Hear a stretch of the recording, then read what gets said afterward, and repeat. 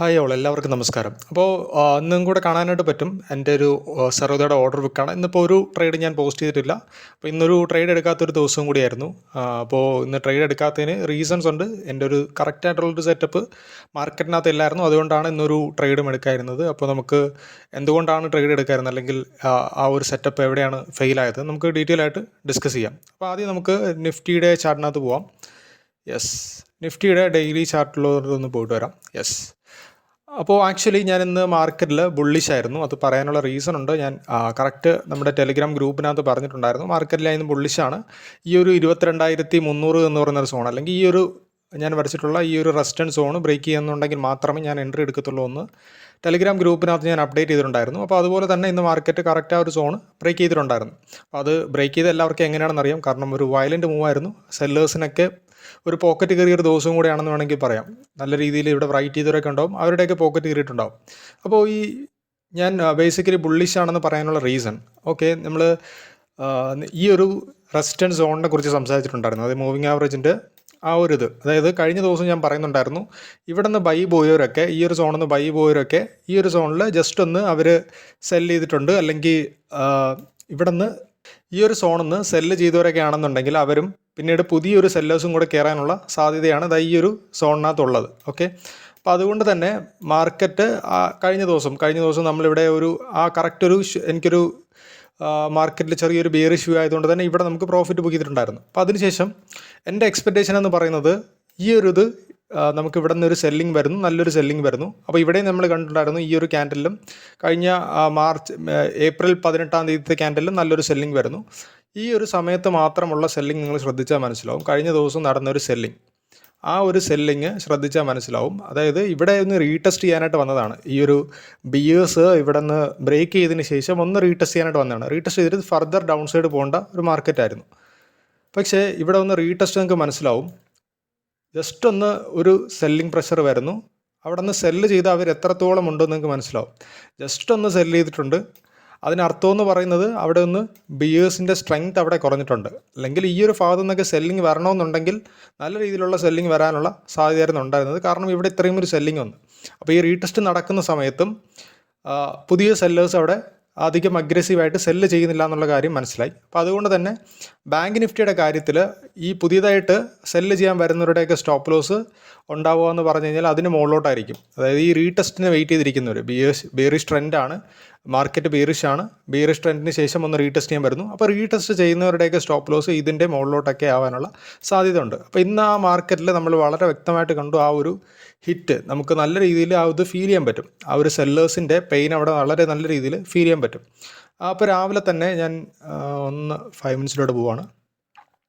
Yes, അപ്പോൾ ഈ ഒരു സോണിൽ ശരിക്കും ഇവിടെ ഒന്ന് ബയ്യേഴ്സ് ചെറുതായിട്ടൊന്ന് അക്യുമുലേഷൻ ചെയ്യുന്നും കൂടി ഉണ്ടായിരുന്നു. അപ്പോൾ അതുകൊണ്ട് തന്നെ ഞാൻ പറയുന്നുണ്ടായിരുന്നു, ഈ ഒരു സോൺ ബ്രേക്ക് ചെയ്യുകയാണെന്നുണ്ടെങ്കിൽ 22,251 മുതൽ 22,300 റേഞ്ച്, ആ ഒരു സോൺ ബ്രേക്ക് ചെയ്യാന്നുണ്ടെങ്കിൽ എൻട്രി പോകുമെന്ന് പറയുന്നുണ്ടായിരുന്നു. അപ്പോൾ രാവിലെ തന്നെ നോക്കുന്ന സമയത്തും നിഫ്റ്റിയുടെ കാര്യം നോക്കുന്ന സമയത്തും രാവിലെ ഒരു ബുള്ളിഷ് സെറ്റപ്പ്, ഒരു ഫോർമേഷൻ ഉണ്ടായിരുന്നു. ശരിക്കും ഈ ഒരു സോൺ ഡെയിലി ക്യാൻഡിൽ ഡെയിലി ഈ ഒരു ഹൈ ബ്രേക്ക് ചെയ്യുന്ന സമയത്ത് എൻട്രി പോകാനുള്ള ഒരു പോസിബിലിറ്റി ഞാൻ അവിടെ നോക്കിയിട്ടുണ്ടായിരുന്നു. ആ ഒരു സമയത്ത് ആ ഒരു എൻട്രി കറക്റ്റായിട്ടില്ല, നമുക്ക് ആ ഒരു ഹൈയുടെ മുകളിൽ പോയിട്ടില്ലായിരുന്നു. അപ്പോൾ അതുകൊണ്ട് ഞാൻ വെയിറ്റ് ചെയ്തിരിക്കുകയായിരുന്നു. പിന്നെ നമുക്ക് എൻട്രി എടുക്കാൻ പറ്റുന്ന സോണെന്ന് പറയുന്നത് ഈ ഒരു സപ്പോർട്ടിനവിടെ, അതായത് 22,250 റേഞ്ചിൽ ഒരു സെറ്റപ്പ്, ബുൾസ് ഒരു സെറ്റപ്പ് ക്രിയേറ്റ് ചെയ്യുകയാണെന്നുണ്ടെങ്കിൽ എൻട്രി എടുക്കാമെന്നുള്ള രീതിയിലായിരുന്നു പിന്നീട് ഉണ്ടായിരുന്നത്. അപ്പോൾ നമുക്ക് ബാങ്ക് നിഫ്റ്റിയും കൂടെ ഒന്ന് റെഫർ ചെയ്യാം. യെസ്, ഇപ്പോൾ ബാങ്ക് നിഫ്റ്റി റെഫർ ചെയ്യുന്ന സമയത്ത് ഞാൻ പറഞ്ഞിട്ടുള്ള റെസിസ്റ്റൻസ് ആയിരുന്നു ഈ ഒരു 2 സോണെന്ന് പറയുന്നത്, 48,000 അടുത്തുള്ള റെസിസ്റ്റൻസ്.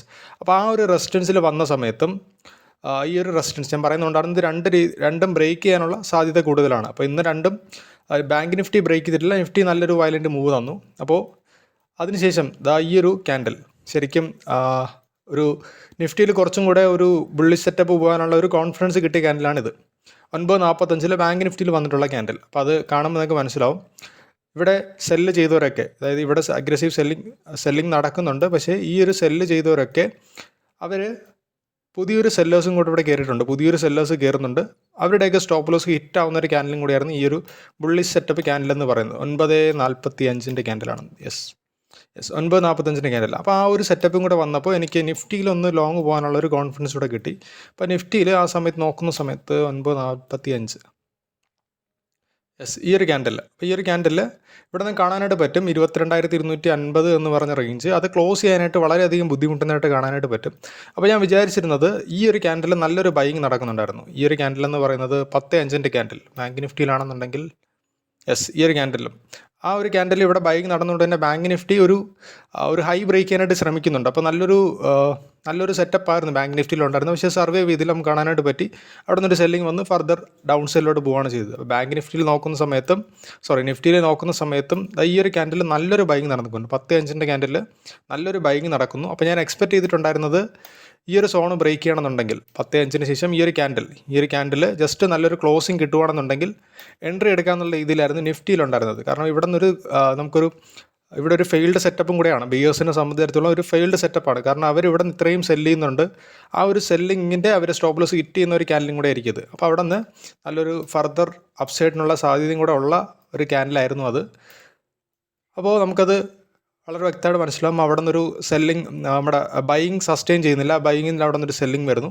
പിന്നെ നമുക്ക് ഇവിടെ വാങ്ങിച്ചവർ ഈ ഒരു സോണിലൊക്കെ വാങ്ങിച്ചവർ 10.5 ക്യാൻഡിൽ ഇവിടെ വാങ്ങിച്ചവർ ഇവിടെ നല്ലൊരു ബൈയിങ് നടന്നുകൊണ്ട് തന്നെ നമുക്ക് കാണാൻ പറ്റും. ഈ ഒരു ക്യാൻഡിൽ ബ്രേക്ക് ചെയ്യുന്ന സമയത്ത് ഈ ഒരു ക്യാൻഡിൻ്റെ ലോ ബ്രേക്ക് ചെയ്യുന്ന സമയത്തുള്ള സെല്ലിംഗ് പ്രഷർ നമുക്ക് കാണാനായിട്ട് പറ്റും. അപ്പോൾ നല്ലൊരു സെല്ലിംഗ് അവിടെ നടക്കുന്നതായിട്ട് കാണാനായിട്ട് പറ്റും. അപ്പോൾ ഈ ഒരു ക്യാൻഡിൽ അത്രയും നല്ല ബൈയിങ് നടന്നുകൊണ്ടാണ് അവരുടെ സ്റ്റോപ്പ് ലോസ് ഹിറ്റ് ചെയ്യുന്ന സമയത്ത് നല്ലൊരു സെല്ലിംഗ് അവിടെ നടക്കുന്നുണ്ട്. കാണാനായിട്ട് പറ്റും 10.20. പിന്നെ അതിനുശേഷം ഫർദർ ഡൗൺ സൈഡിലോട്ട് പോയത്. പിന്നെ നമ്മൾ ആരും എക്സ്പെക്റ്റ് ചെയ്യാത്ത പോലെ തന്നെ ആ ഒരു ഡൗൺ സൈഡ് പോയതിന് ശേഷം വളരെ വലിയൊരു വയലൻ്റ് മൂവിൽ അത് ബ്രേക്ക് ചെയ്യുകയാണ് ചെയ്തത്.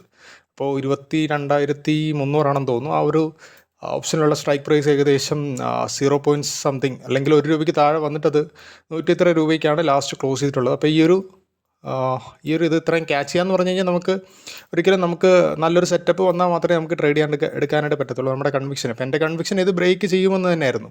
22,300 ബ്രേക്ക് ചെയ്യുമെന്ന് പറഞ്ഞാൽ കൺവിക്ഷൻ തന്നെയായിരുന്നു നമുക്ക്. പക്ഷേ കറക്റ്റായിട്ടുള്ള റിസ്ക് റിവാർഡ് അല്ലെങ്കിൽ കറക്റ്റ് എൻ്റെ സെറ്റപ്പിനനുസരിച്ച് മാർക്കറ്റ് മൂവ് ചെയ്തിട്ടില്ല. അപ്പോൾ അതുകൊണ്ട് തന്നെ ഇന്നൊരു ട്രേഡ് എടുക്കാനായിട്ട് നമുക്ക് പറ്റിയിട്ടില്ല. അപ്പോൾ നമുക്ക് ബാങ്ക് നിഫ്റ്റി നോക്കുന്ന സമയത്തും ബാങ്ക് നിഫ്റ്റിയിൽ ശരിക്കും അതേ ഒരു റെസിസ്റ്റൻസി വന്ന് ഇപ്പോൾ 48,000 റിജക്ഷൻ വന്ന് ബാങ്ക് നിഫ്റ്റി നിൽപ്പുണ്ട്.